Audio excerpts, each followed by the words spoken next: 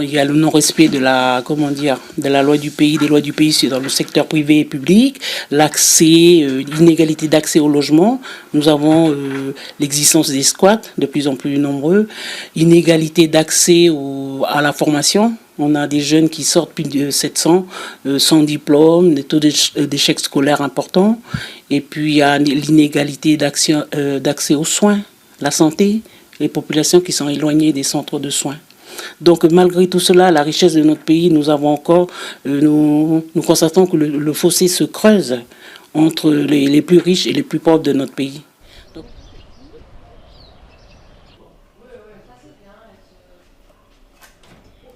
Ce ne serait pas la même chose parce que la Calédonie devrait se réinventer totalement, devrait trouver les moyens de pouvoir assurer son développement et maintenir cette qualité de vie. Et donc maintenir la santé, maintenir l'enseignement, etc.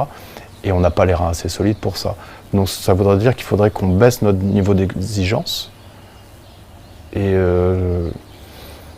j'en ai pas envie. Sorti il y a 11 ans du camp Est, Maxime garde des souvenirs intacts de ces conditions de détention dégradées. Vous imaginez qu'on passe 24 heures, 7 jours sur 7 dans une petite boîte de 12 mètres carrés. 6 à 7 à l'intérieur, serrés comme des sardines. Les toilettes turques faisaient en même temps office de douche. Vous imaginez que si à l'extérieur il fait 30 degrés, ben nous à l'intérieur c'est un four. Alors on ne parle pas de cafards, de rats, de moustiques. Les cachetons sont distribués comme des petits pains.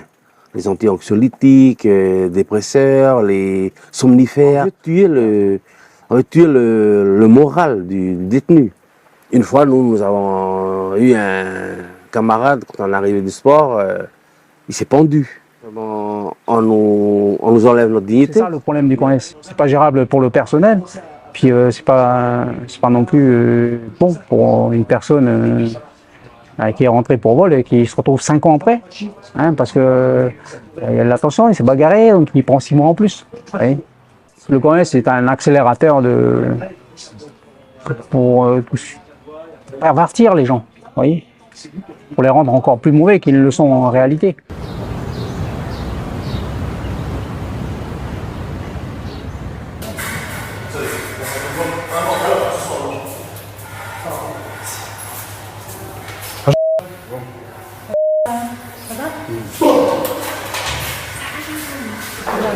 Avec la tête.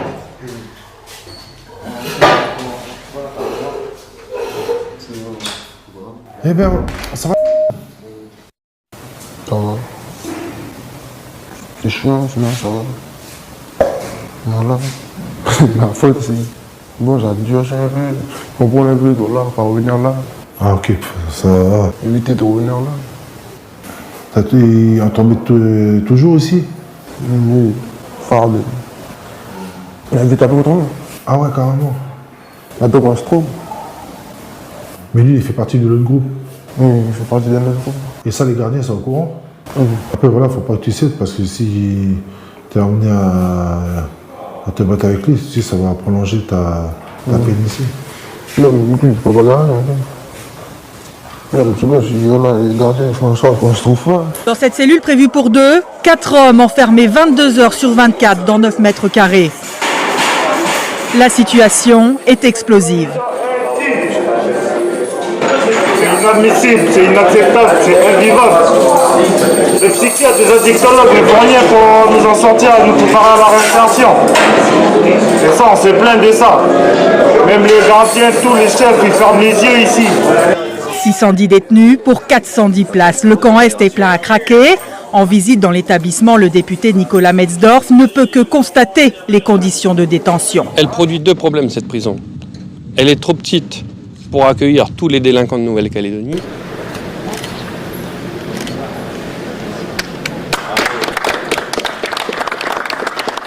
La plaque est à présent dévoilée et le centre de détention officiellement inauguré.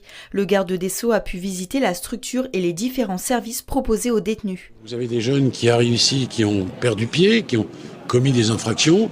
Il faut leur rappeler d'abord ce qu'est la loi, et puis il faut aussi leur permettre de remettre le pied à l'étrier et d'aller vers autre chose que de la délinquance. Et c'est l'intérêt du jeune, mais c'est aussi notre intérêt commun. Pour le directeur du centre, c'est l'accomplissement de tout un projet qui tend à évoluer. C'est vrai qu'il nous tardait de pouvoir avoir cette inauguration qui va nous permettre effectivement d'ouvrir davantage d'établissements sur le monde extérieur. On a un très gros projet de plantation de cacao qui a démarré avec la préparation des sols. On est accompagné en ça par la Chambre d'agriculture de Nouvelle-Calédonie. Très clairement, on a trouvé un cacao qui est très haut de gamme en Calédonie, une variété qui s'appelle le Criollo Porcelena. On avait fait venir le premier spécialiste mondial du cacao qui s'appelle Philippe Bastide et lui-même n'en revenait pas de trouver cette variété sur le territoire. Donc ça va être un cacao qui va s'adresser vraiment à du très haut de gamme, des pâtissiers comme Pierre Hermé, comme Ducasse, qu'on trouve en Europe ou au Japon d'ailleurs. Notre vrai challenge aujourd'hui, c'est d'en produire 20 tonnes déjà à l'horizon de 3 ans, 4 ans, de manière à pouvoir satisfaire une partie de cette clientèle-là et d'en garder un peu pour nous pour faire un très haut de gamme pour les Calédoniens. Et après, de progresser, quoi. Donc c'est notre premier challenge, c'est vraiment celui-ci. Et les conditions de détention ne permettent pas une réinsertion des détenus.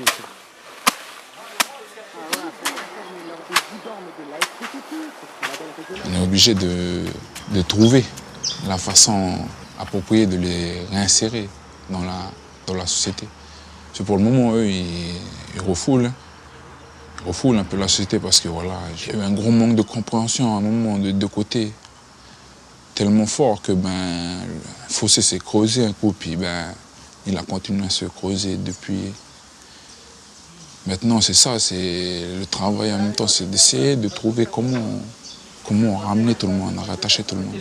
En partant de la sculpture, les contes, le chant, les danses, ces ateliers artistiques, c'est aider la jeunesse à réaffirmer son identité à travers la culture, mais de les aider aussi à se préparer pour être en condition, être en phase avec le travail qui sera demain pour un tel être intervenant au milieu scolaire ou agriculteur, ou bien d'autres projets. Ce sont des secteurs qui, pour moi, semblent les plus appropriés pour eux.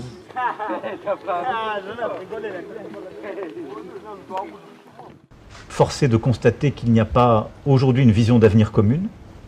Forcé de constater que le rééquilibrage n'a pas permis de réduire les inégalités économiques et sociales, elles se sont même accrues, et que pour partie, sans en rien le justifier, elles nourrissent aussi une part du racisme qui a réémergé depuis 11 jours et en quelque sorte d'une manière inédite dans son caractère désinhibé et assumé. Ce dont j'aimerais parler aujourd'hui avec vous, je pense que c'est un sujet d'actualité qui est trop souvent évité quand on parle de décolonisation. C'est la question de la carcéralité et du rôle de la carcéralité dans l'organe colonial. Je ne peux pas me concentrer sur tout parce que la prison en général c'est des histoires multiples. J'aimerais m'attarder sur les questions de la Palestine occupée, des États-Unis et de la France. Pour moi c'est important, je trouve, dans la position décoloniale de critiquer tout l'écosystème autour de la prison. Et un ouvrage de référence sur lequel je me suis axé, c'est celui d'Angela Davis, La prison est-elle obsolète, qui est un ouvrage qui nous aide à comprendre un peu comment est-ce que la prison en fait dans l'esprit de beaucoup existe et a toujours existé, existera toujours, mais en fait non, c'est une construction très précise aux États-Unis notamment qui vient précéder l'abolition de l'esclavage et qui a un objectif économique qui se crée même dans l'objectif de pouvoir réincarcérer les Afro-Américains, les remettre au travail et pouvoir les exploiter économiquement.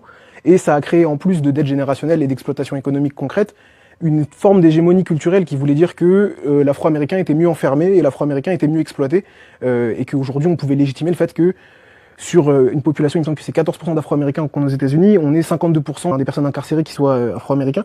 Et en fait, ces chiffres-là, quelque part, renforcent l'idéologie raciste du contrôle de l'Afro-Américain par la violence et par les chaînes, notamment, parce que la première image qu'on a de la prison, c'est les chaînes.